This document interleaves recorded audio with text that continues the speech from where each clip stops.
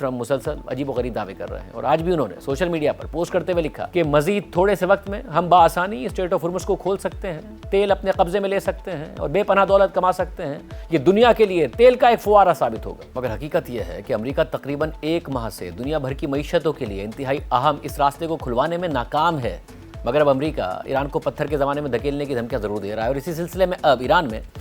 Civilian infrastructure کو نشانہ بنایا جا رہا ہے۔ کل تہران کو کرچ سے ملانے والے ایران کے سب سے بڑے برج پر بمباری کی گئی۔ ایران کی نیم سرکاری خبر رساں ایجنسی تسنیم کے مطابق یہ برج ابھی بھی زیر تعمیر تھا اور اس حملے میں اب تک کم از کم 8 افراد مارے گئے ہیں جبکہ 95 سے زائد افراد زخمی ہیں۔ اس حملے کے جواب میں ایرانی میڈیا نے خطے کے دیگر ممالک میں موجود ایسے متعدد برجز کی فہرست جاری کر دی ہے جو ممکنہ طور پر ایران کا ہدف ہو سکتے ہیں، اور اس فہرست میں کویت کا شیخ جابر الاحمد الصباح سی برج، اردن کا کنگ حسین برج، دامیا برج اور ابدون برج، اور متحدہ عرب امارات کے شیخ زائد برج اور شیخ خلیفہ برج سمیت سعودی عرب اور بحرین کو ملانے والا کنگ فہد کازوے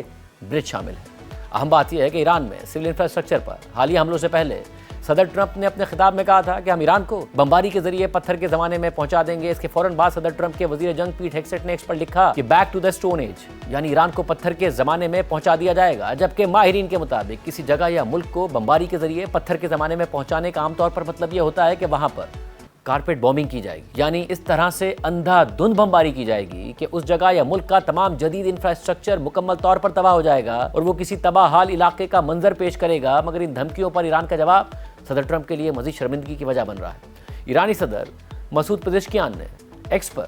فن لینڈ کے صدر پر ہونے والی اپنی گفتگو کا حوالہ دیتے ہوئے لکھا کہ کیا کسی پوری قوم کو پتھر کے زمانے میں واپس بھیجنے کی دھمکی دینا ایک جنگی جرم نہیں ہے؟ اور یہی سوال میں نے اپنے فن لینڈ کے ہم منصب کے سامنے بھی رکھا جو کہ ایک ماہر قانون ہے۔ تاریخ ایسے افراد سے بھری پڑی ہے جنہوں نے مجرموں کے سامنے خاموش رہنے کی بھاری قیمت ادا کی، جبکہ ایرانی وزیر خارجہ عباس عراقچی نے صدر ٹرمپ کی اس دھمکی پر جواب دیتے ہوئے ایکس پر لکھا کہ آج کے دور اور پتھر کے زمانے میں ایک بڑا اور واضح فرق یہ ہے کہ اس وقت مشرق وسطیٰ سے تیل یا گیس نہیں نکالا جا رہا تھا۔ کیا امریکی صدر ٹرمپ اور انہیں منتخب کرنے والے امریکی عوام واقعی اس دور میں واپس جانا چاہیں گے؟ اس کے علاوہ جنوبی افریقہ میں ایرانی سفارت خانے کے ایکس اکاؤنٹ پر بھی اس حوالے سے ایک پوسٹ کی گئی جس میں لکھا ہے کہ پتھر کا زمانہ، جب تم ابھی غاروں میں آگ تلاش کر رہے تھے، ہم سائرس سلنڈر پر انسانی حقوق لکھ رہے تھے، ہم سکندر اعظم اور منگولوں کے حملوں کے طوفان سہنے کے باوجود قائم رہے، کیونکہ ایران صرف ایک ملک نہیں بلکہ یہ ایک تہذیب ہے۔